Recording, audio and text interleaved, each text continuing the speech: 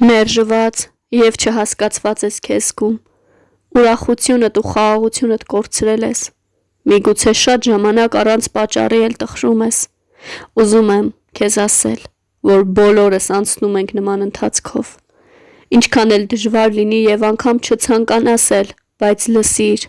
և մի մնա այդ ընկած ընթացքի մեջ, հիշիր, ով էլ որ քեզ թողնի, Հիսուսը քեզ չի թողնի և քեզ չի լքի, անգամ եթե դու կորցրել ես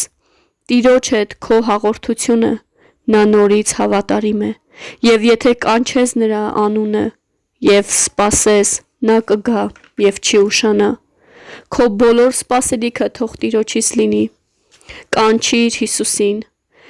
Տերը մեզ ասում է, որ մեզ հետ է մինչև աշխարհի վերջ, այս խոսքը հիշիր ամեն օր, նա քեզ հետ է և քո սխալների, քո տխրության, քո ուրախության, քո ցավի, քո մերժված և ընկած վիճակում էլ միշտ քո հետ է, բայց դու պետք է կանչես Հիսուսին, եթե ցանկանում ես դուրս գալ այդ վիճակից, աղոթիր և ժամանակ տուր Հիսուսին, բացիր սիրտդ Հիսուսի առջև և նա կբժշկի քեզ,